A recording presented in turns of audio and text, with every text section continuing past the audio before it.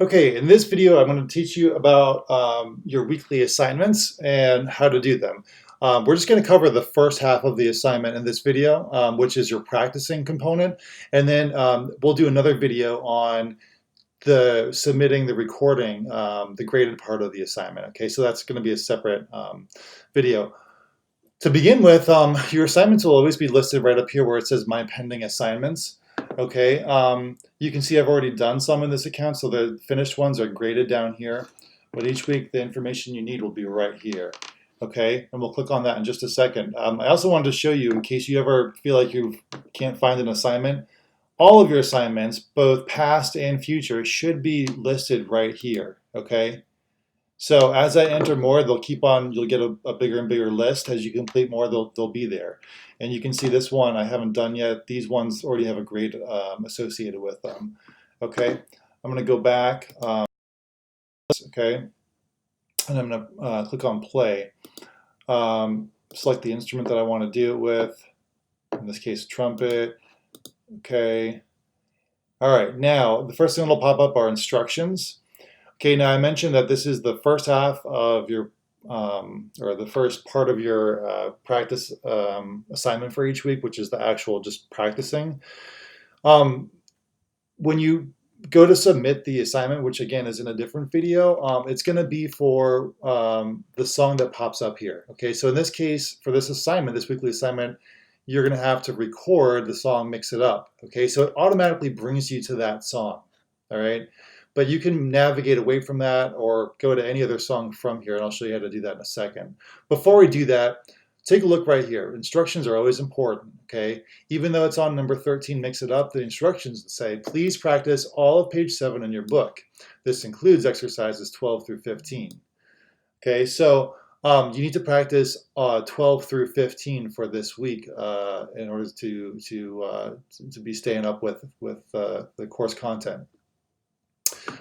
Gives you some further directions. Take time to review any new concepts such as half notes, half rests, and repeat signs. As always, listen to the recordings as needed when practicing. Remember that you can self-assess when you practice to give you an idea of how accurate you are, and I'll show you how to do that. Okay, so we're going to go ahead and just get into this so I can show you a little bit about how to practice using SmartMusic. Okay, first of all, music should show up just like it does in your book for each song.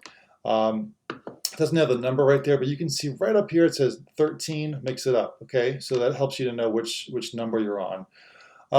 Right away, let's just talk about how we navigate between songs, because that's very important. You can either click on this drop-down list and scroll up and down. You see all the songs listed here, and you can actually access any song in the book from this from that menu. So it's helpful if you want to challenge yourself or go back and review or whatever. You can also search for the name of the song if you want. You can also, there's a back arrow here and a forward arrow, okay? And so I'm actually going to go ahead and let's go back to number 12 since we're supposed to start there. All right.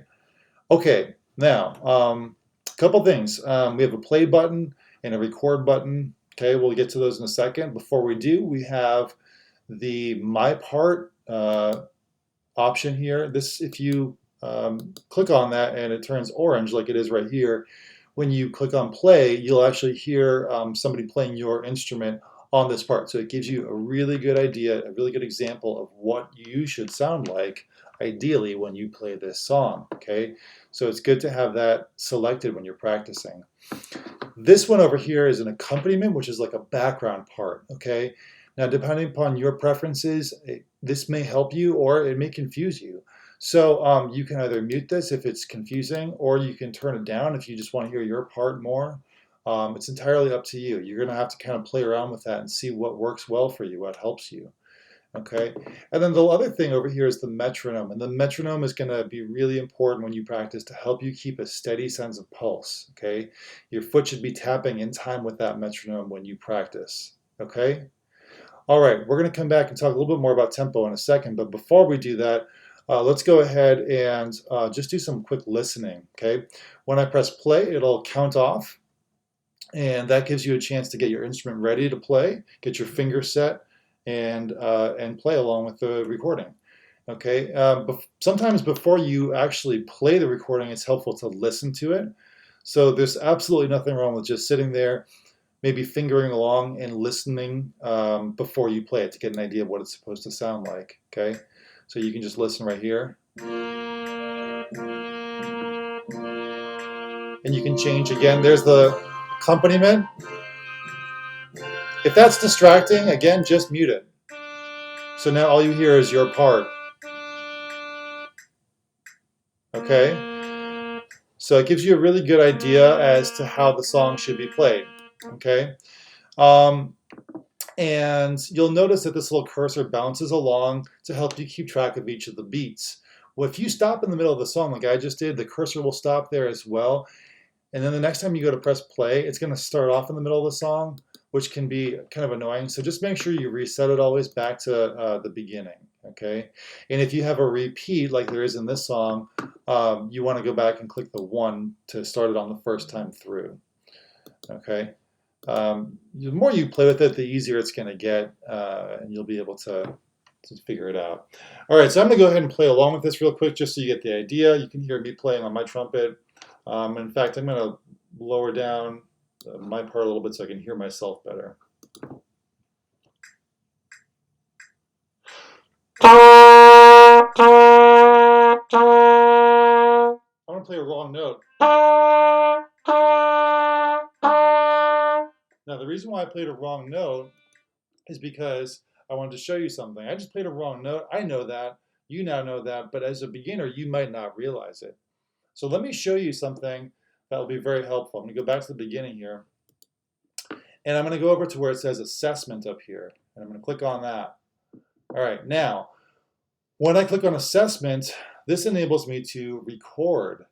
Okay, when I record, what's going to happen is the computer will listen to me and it's going to tell me whether I'm wrong or right on the notes. Okay, now one thing you should do before you record yourself in the assessment mode is to go back to tracks and just either turn your part way down or mute it altogether. I'm just going to turn it way down here, okay?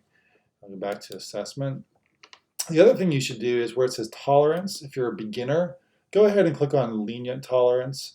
If you're a returning 6th grader, you can probably stay on average tolerance. I'm going to stay on average tolerance right now. Okay, and I'm going to go ahead and click record. Now, when I click record, it's going to say prepare to record.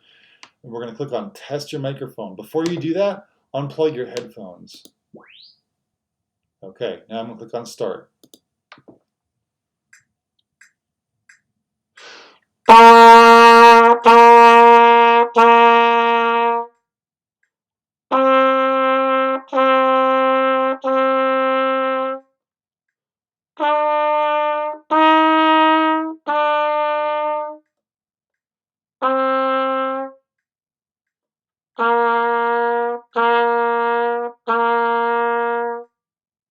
I'm not going to do the whole thing right now. I'll stop it here. Okay, now it's going to do a couple things for you. First of all, you'll notice that there is a red note right here. These ones are green, and the green ones are all played correctly, okay? The red ones are played incorrectly. I played wrong notes there on purpose for you, okay? A couple things about this. First of all, it tells you where you went wrong. You can then go and click on that note and remember, oh yeah, that's an E, that's 1 and 2. What does it sound like? Oh, okay. Oh, okay. Right, so you can do that to help you learn, review. And the other thing too that you can do is you can go back and listen to yourself. So if you click on this icon right here, the blue arrow with a little red dot,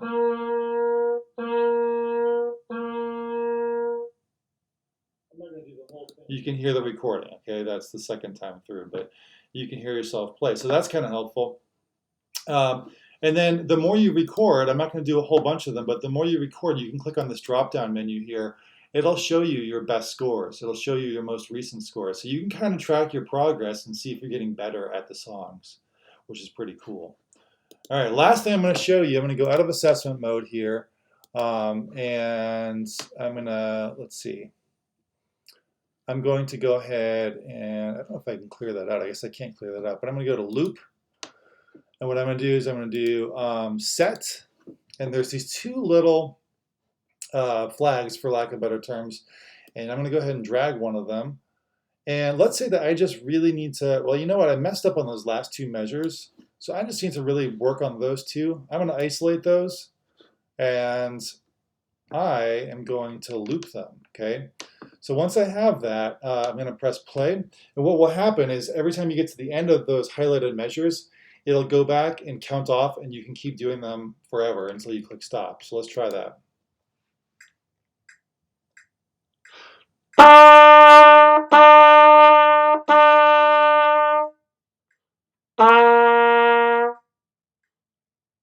It'll count off again. 2, 3.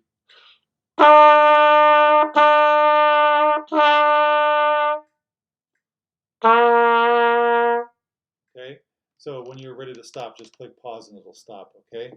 So that's a really great way for you to practice. It helps you focus on a certain spot. You can do a whole song too. You could do the whole song and just keep looping the whole song if you want to. Oh, if we go back to assessment, this is kind of a random thing, but if you would like to, no, I take back my words.